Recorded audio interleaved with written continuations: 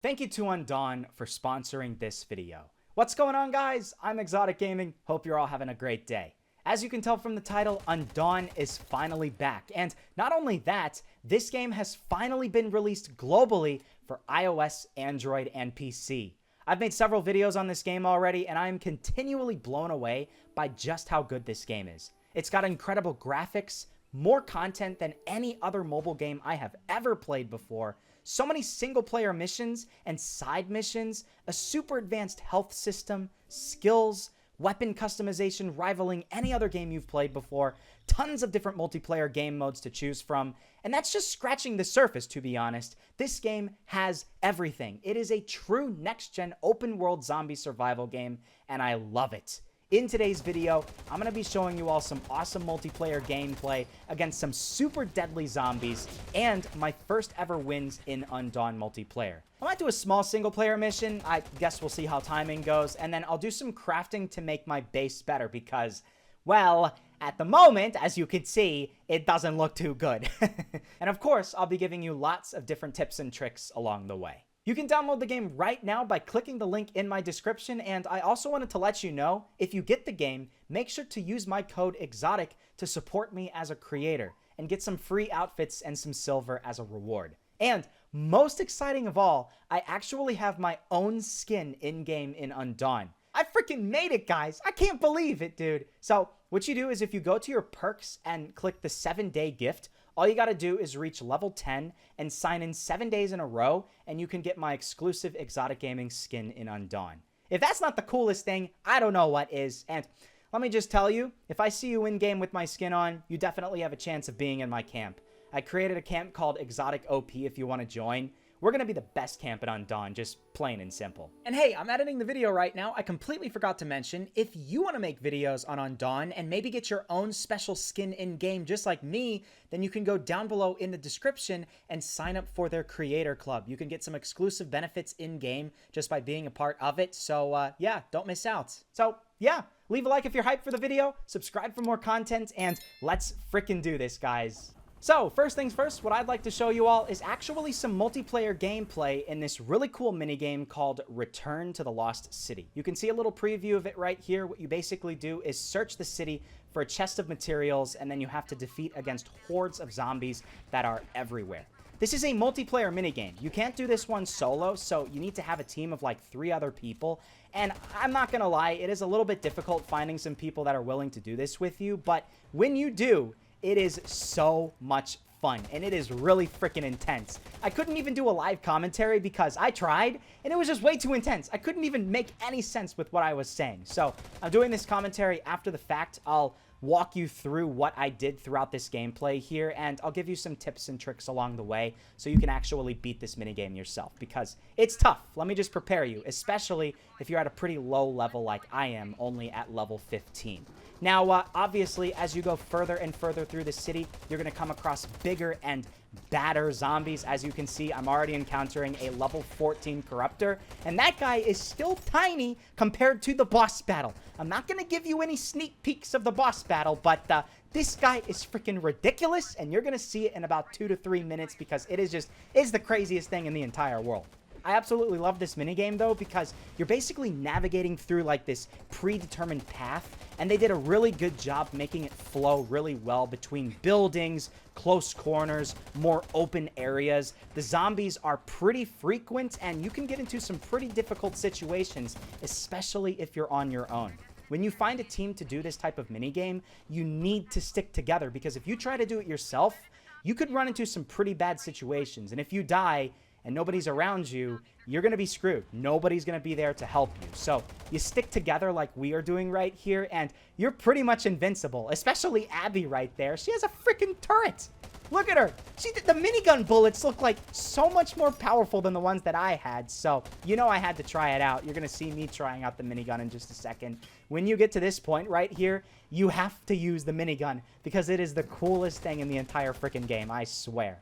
I don't know if there's any weapon that you can get much later on that kind of mimics this minigun right here, but yeah, turret tower. That's the way to do it. Look at this. Look at this. Watch when the zombies start attacking. They crawl up the fence there. This thing has the most fast firing rate I have ever seen, and it has no cooldown.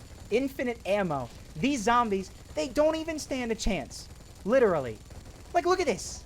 It is the best thing ever. However, zombies will attack you from behind, like that big guy right there. So you have to be careful and make sure your teammates are watching their behind, okay? If you're sitting there focused with the turret there, you need to have somebody looking and backing you up right there.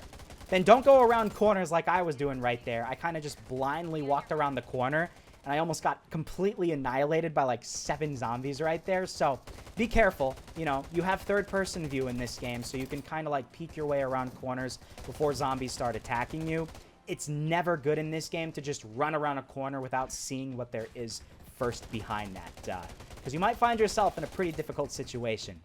However, at this point in time, we've killed off a lot of these zombies. We're getting towards some of the more difficult ones, and I think we're going to see this big guy called the Crawler in just a second. There we go. Here's the Crawler. You might have seen this in other areas of the map, but this guy will jump up into the air, and he has this big area damage type thing, and he is fast. He runs, dude. So you have to, like, use your dodging attack and other stuff like that. Make sure to have the right skills. Make sure to have the right skills. I like the one that has my character slide, because you can slide out of the way just in time before that guy slams down on top of you. Luckily, my team has worked really well up until this point, you know, together. And, well, here we are with the big boss, this guy, the Giant Corruptor. He's only level 14, but this guy takes so freaking long to kill. I really trimmed down this gameplay here because this guy, and he goes right toward me. He goes right toward me. Never mind Ostunich and Sonic behind him, and Abby. No, he goes right for me. Why does he go right for me? Am I the dangerous threat? I don't know. But he's spitting out all this goo at me and all this other type of stuff. And I'm really lucky that this guy is kind of slow. I could imagine if they decided to put a giant crawler or something like that, it would be pretty much impossible. I actually probably would have died several times before I could beat it my first time. And this is only because my team worked really well together. We are all fighting it at the same time. But we did it!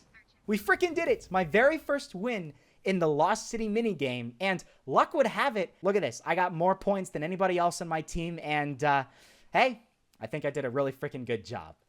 And here we are, my friends, at the most beautiful base you've ever seen in Undawn. No sarcasm whatsoever. Look at this. Look at this. If I stand back here, look at this mansion that I have. My God, this is the equivalent of the Minecraft dirt house that you build on your first night. This is in desperate need of getting a bit bigger, or at least a little bit better. I don't really know. I only have a bed jammed in the corner, a couple of cabinets for storage, and some construction workbenches. It's pretty pathetic, I'm not gonna lie. Now, obviously, at the moment, I'm only level 15 in Undawn, so I'm not going to have some crazy amount of materials to be able to make my house a full-on mansion. There are some people out there around the world, sometimes in the earlier beta tests in China, that have made entire mansions using marble with fountains and all this other ridiculous stuff. That's going to take a long time. It's probably going to take like a month of constant playing in this game to get to that point in time. But I do have to say that over time, I have been getting some random equipment here and there. And I haven't even built some of this type of stuff. This is just stuff that I sometimes get by just completing special missions and tasks and things like that. So I want you all to know that you can get things like this without actually needing all of the materials to build it. This type of thing, I have no idea how I got it. I completed some mission, and now I have this cool little art piece that maybe I'm going to put, like, on the outside of my house. I don't know, just makes it look a little bit cooler, right? That's pretty neat. Then you can have things like this here. This is a nice ceiling light. That's probably the center, right? That's just about right the center of my thing. And now I have a cool little modern light right here. Now, if you wanted to get some cooler building materials, things like you see right here, if you wanted to just flat out buy some of this stuff, when you open up a regular crate like the Urban Ninja crate, you could potentially get a really cool skin like this Dragon Scale AK-47, but realistically, you're probably not going to get something like that without opening up tons and tons of those chests. So, on the flip side, you could get things like this, the large automatic modern door, or the modern automatic door, or other things like that, and then you can use that toward slowly over time making your house better and better. But you can go over to your construction workbench and process things like high walls, for instance, which I'm going to get like 10. So what we can do is we can head back over here, go up to the top, opening up our building menu, and then now we can build a high wall for our second floor. And as I've probably said in the past, I love the whole building mechanics in this game. It is so easy to build stuff in this game. They've done such a good job designing it so it just works. Am I gonna go excessive with windows? Maybe. Maybe I will. Maybe I'll just put windows on every single wall. Probably not a good idea, but you know what? Screw it. Already, just like spending a few minutes doing something like that, it makes your base already look a lot better. Like, look, all I probably need to do at this point is just kick this out another layer like this and then put a proper roof on, and then I could make my house a pretty nice looking building. This one piece just makes my house look so much better. Even my drone unintentionally just came out to look at it. Do you like it? Do you like it, drone?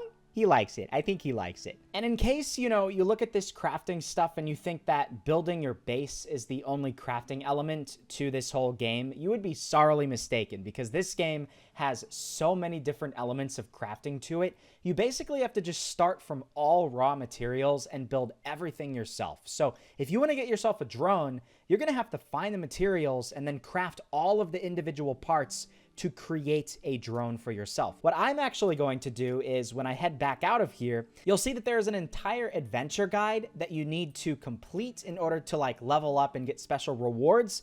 As you'll see here, I have to craft 2 wooden boards and 2 yarn, and this is going to potentially be used toward a weapon or some other thing like that. So if I go over here now, I've actually gotten the required materials, and it was a whole big process trying to figure out exactly how to do this. It's a little bit complicated, I'm not gonna lie. You can't just like collect common flaxseed from the wilderness. What you actually need to do is then refine it.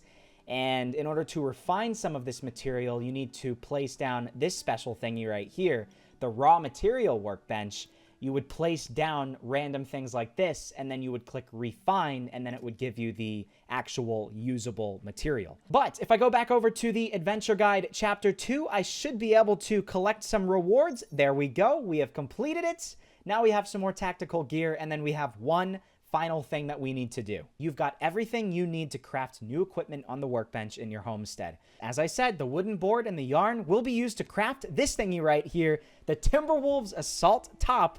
And now we got ourselves some pretty cool gear. And now if I open up my backpack, as you guys can see, that new armor that I crafted is going to be almost double as good as the one that I had before. So I'm going to equip that, and I'm going to make myself a whole heck of a lot more powerful. So what I'm doing now is I am just building my base bigger. As you'll see, I have added myself another extra little layer right here, as I said I was going to do before. Should look a lot bigger, right? Yeah, there we go. Now that's starting to look a little bit better. Ooh, a window right by the bed. Probably a zombie's gonna crawl in there and kill me, but whatever, it's fine. Yeah, there we go. We got some windows. This is where that little stairway is, so it's not really that necessary. And yeah, I'm already starting to run out of materials. I crafted a balcony, but I don't really know how to put the balcony there, so I might have to do a little bit of research and try and figure this one out. But I was thinking maybe what I could do is put myself a balcony, like maybe right there and there on the second floor, and then that way it kind of balances out this nice little painting on the right side, just so I have something on the left and on the right. I think you guys kind of get the whole idea with the whole crafting thing in this game. Obviously, I have a long ways to go before my house is actually somewhat livable. What we're going to do now, though, is go into another mission. I'm going to show you all another multiplayer thing, and it's just another cool thing that you can do in Undawn, because it's awesome. So yeah, the next thing that I'm going to show you all, and the final match of this video, is this awesome minigame in multiplayer called Aeronautical Base. At the beginning of the video, I showed you PvE, where I had a team of 4 people working together to take on the AI zombies, but this is actually a 12v12 demolition game mode. There are 5 different points A through E, and your whole goal is to capture as many points as possible, hold them, try to not have the enemies take back those points, and you want to get to that target 4,000 points that you can see up at the top of the screen. My team worked really well together, and this was actually my 3rd attempt at trying to win an aeronautical base. This was even more difficult than the Lost City, because if you're on a bad team of 12 people, then you're pretty much screwed. It doesn't matter how good you are. Going up against 12 people on the enemy team is just a big no-no. You're just not going to be able to do it unless you're some god, okay? And I can only imagine what people are going to be making YouTube videos, you know, 1 versus 12, somehow I clutched it and stuff like that. There is so much potential there. But I didn't get too many kills throughout this match right here. I did knock down a lot of people. I just didn't really successfully completely finish them off. And it's really interesting because these people actually do have a chance of being revived. I kind of would have thought in a minigame like this, you just get completely eliminated. But it's kind of cool because you can revive people like this guy right here.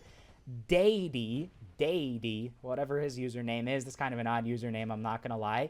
And, yeah, you basically get a second chance. So if you happen to get knocked down by somebody, then you can crawl into a safer area, and you can be okay.